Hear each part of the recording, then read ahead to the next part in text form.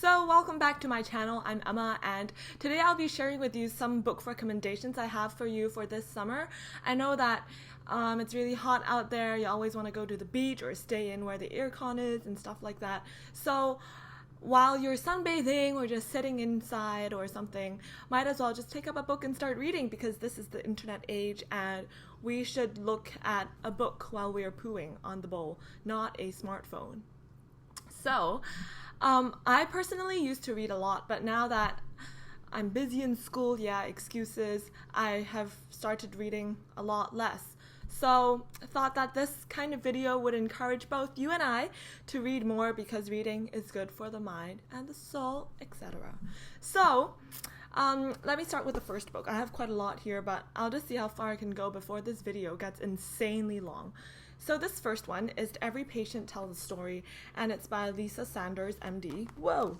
Oops, a bookmark just fell out. I finished this book quite a while ago, like half a year ago, and it's basically a very interesting book of medical mysteries. It talks about very special and intriguing cases of patients presenting symptoms or signs that doctors have no idea how to interpret, and it also talks a lot about the diagnostic aspect of medicine, how doctors have to reach their diagnosis through different methods, and it's a book that focuses on the humanistic aspect of medicine, and it's very important because ultimately you're trying to heal the patient, not only the disease, right? So I feel like if you're someone who's really interested in reading about, the humanistic aspect of medicine, then this would be a good book for you.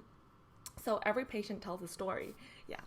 And I definitely liked that one. And the second one is very interesting because it's also a different kind of mystery book.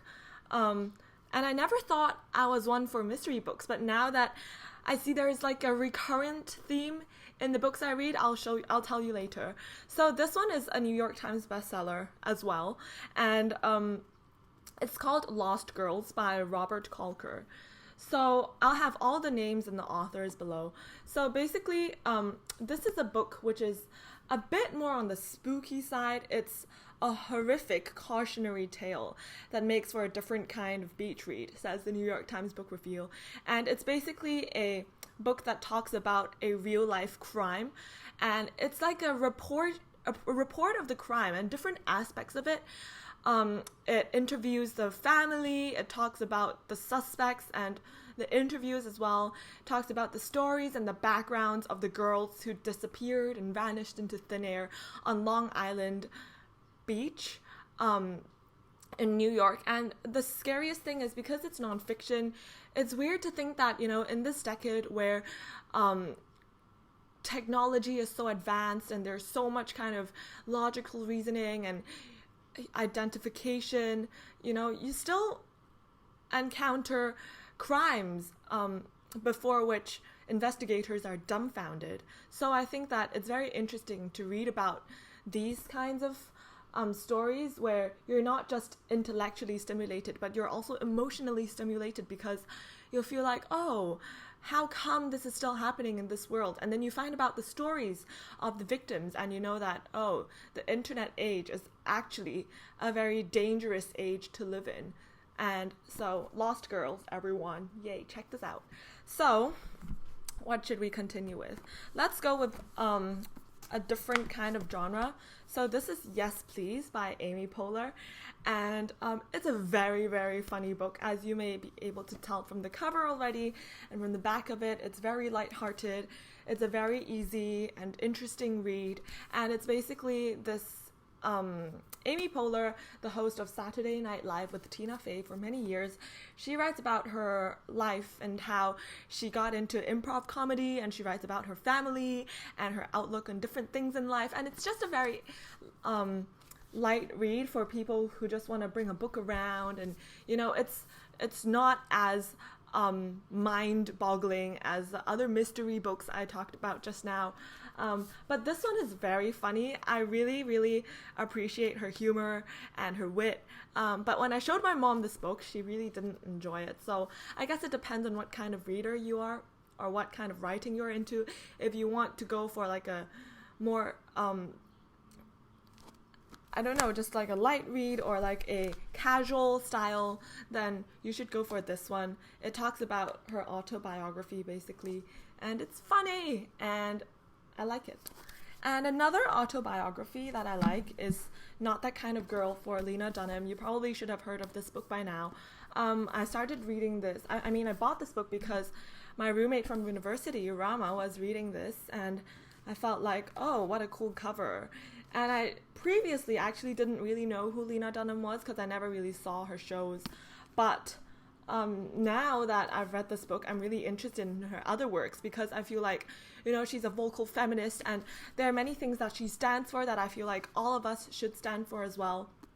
You know, a lot of self-loving and just respect for others and yourself.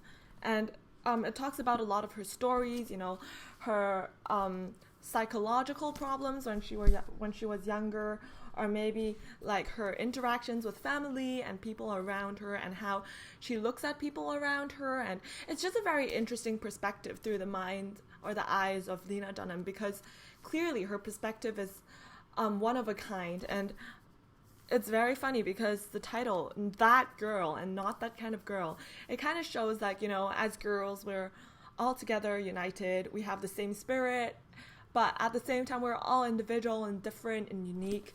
So we all have our own stories. And here she talks about a lot of her own struggles, her coming of age and all that. So I like this book. And if you want also like a read that's maybe more insightful into a person's mind and what has made Lena Dunham into the person she is today, then you should check out this book. I have like a few more other books, but I'll just skim through them, I guess. So this one is funny. Are you smart enough to work at Google? Clearly, I was not smart enough to work at Google. I'm quite sure I still am not, but this book will let you know whether you're qualified to work there. A very simple question and answer book. It's good for puzzle solvers. If you just like difficult trick questions or Zen-like riddles, then just go for this book. And then I have two more books that I'm still working my way through. This one is The Sixth Extinction, and this is The Moth. Okay, so after all this, you can see that all my books are kind of nonfiction, and even if they're not totally nonfiction, it's like autobiographical. And it's really weird because I used to like fiction books a lot more, didn't understand why people read nonfiction, but now I'm kind of like, oh, I'm actually into the nonfiction series. But yeah, so The Sixth Extinction, it's more geographical and scientific, and it talks about how we are actually living in the sixth extinction of history after the 5 mass extinctions that have happened. And it's interesting, and it's very, very, it basically is very suspenseful. So it makes you think a lot about the world you're living in and whether you're actually facing the next extinction, because all the evidence is in this book, and I'm pretty convinced. I'm actually, I guess, 3/4 done.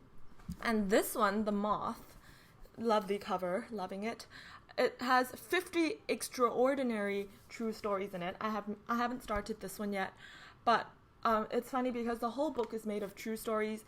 It's anecdotes from people who have had special, important, functional roles throughout history. So, for example, there's this doctor's story who was summoned to save Mother Teresa's life. There was there is Annie Duke's story. There's the story of Michael Massimino, which is the astronaut who had to repair the Hubble Space Telescope and stuff like that. It's just really funny because you never know what it's like to be in the shoes of people like that who are, you know, given such heavy burdens to carry, and now you can finally get a glimpse into their mentality or what they were thinking of when they had to do the historically important task they were given. So I'm looking forward to starting this after I finish The Sixth Extinction. So that is it. I will link everything down below, and if these books interest you in any way, then feel free to have a look at them and check them out. And if I know you, I can lend them to you as well. So bye. Have a nice summer.